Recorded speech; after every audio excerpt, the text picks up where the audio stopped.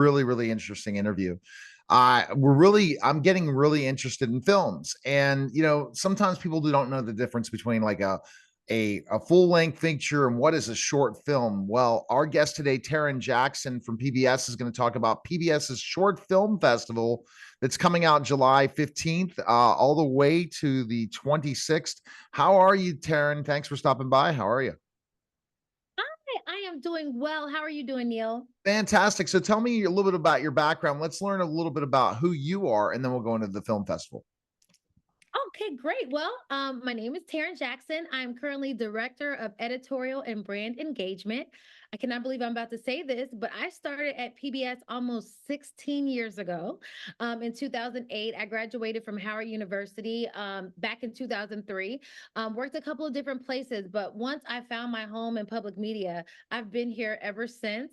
Started out doing production assistant work, doing QA for video when we initially launched our first video portal. We call it our video. We used to call it our video ecosystem. We've grown since then, but that's how I started at PBS, doing a lot of QA work, and then started running the PBS.org homepage, making sure that the priorities for us were right front and center for everyone.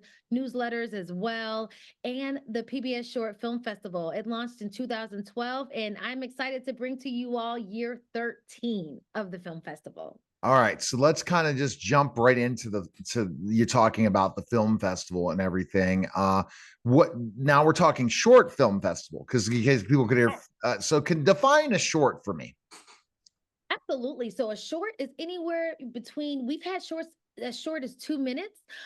Usually the sweet spot is between like 8 to 12 minutes. There have been some films that we've led into the film festival that have been on the 20-minute side, but that's not often. And that's not usually how long shorts are. So that 8 to 12 minute spot is the sweet spot. And let me tell you, these aren't trailers. These are not, shortened versions of feature length films. These are full films that run anywhere from, like I said, 3 minutes all the way up to a good, 15, 20 minutes. They tell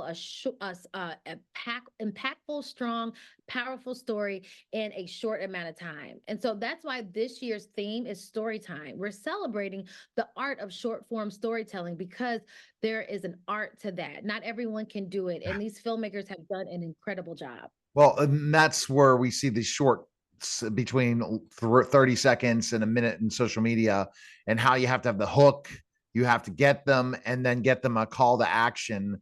This is even more difficult because you're putting it all together in a way that you're going to hook them, keep them engaged, and then at the end give them the fine finale in it. But we do see a lot of shorter films do well. Now, you talked about specifically the time period.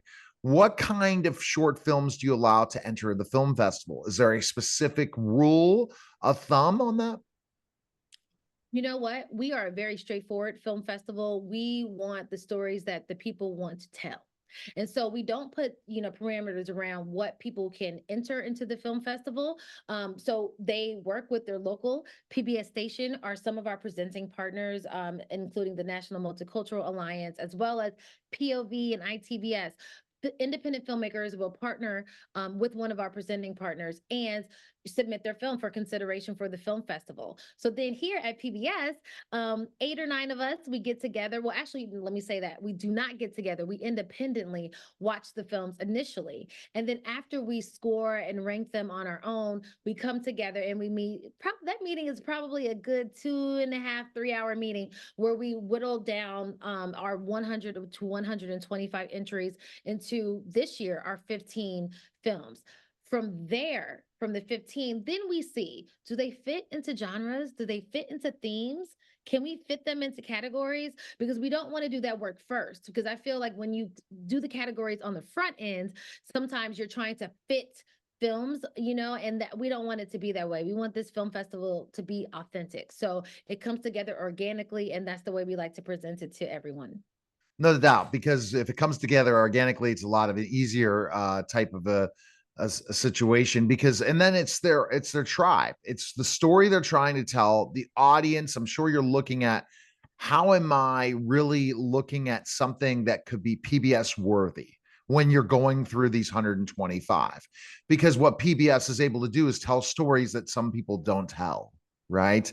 That Absolutely. can't get on the mainstream potentially, does not go into what's most important to PBS, which is the whole culture of PBS, not just, okay, is this going to be really a lot of views, right? Or is this going to be so controversial? No. Are we telling a story that people who are the people who watch PBS on a regular basis, why they tune into PBS versus other places? Am I correct? That's it. That's perfect. That's perfect. And, as the director of editorial and brand engagement, I take that responsibility very seriously. That is literally in my title. That PBS brand piece is so important. And so when it comes to the film festival, that is it. We want to get out of the way. Actually, we get out of the way so that the filmmakers and these storytellers can tell their stories. We're just providing the trusted platform. We're providing the visibility. And we want to make sure that these films, they're told from a place, and we do. It's not all serious. We have light, funny films that, that are going to make you laugh and, that are just like fun to throw around. There's animation, but then we also have films that are on the heavier side where they're going to spark conversation, maybe spark people into action, if they feel the need. So there's something for everyone. And I always say with this film festival, I can tell whether I'm doing my job if you see yourself or someone you love represented in at least one film. So I just want to make sure that that is what, we do for the film festival, and keeping the main thing the main thing. And that is making sure that we have at least, one film that resonates with everyone. Then hopefully after that one film, you'll jump out there even further and explore and maybe stumble upon something that you didn't even know that you'd be interested in, and then go from there. So that I love that spirit of a Yeah. film festival. That's the most fun part for me. What tips would you provide filmmakers to make sure that they can make the cut? That's a great question. So, one of the things is always make sure, like, think about what makes you the person to tell the story you want to tell. How are you going to bring your own self, your own genius, your own creativity into this story, right? Because there's some stories that you think, "Oh, I've heard this is, a million times. They're telling the same story over and over again." If you can tell it from a place where only you can do it, you will find that that story will grab people's attention, even if the subject matter may be similar or something that, people have heard over and over again. You bringing your full self to your story, that is what makes the difference. I always tell people, trust your voice. Trust your voice. Yeah. Don't worry about, anyone else's. You tell your story the way you want to tell it, and it will get the visibility that it deserves. All right. Best place we can find information on the PBS Short Film Festival. Where can we go?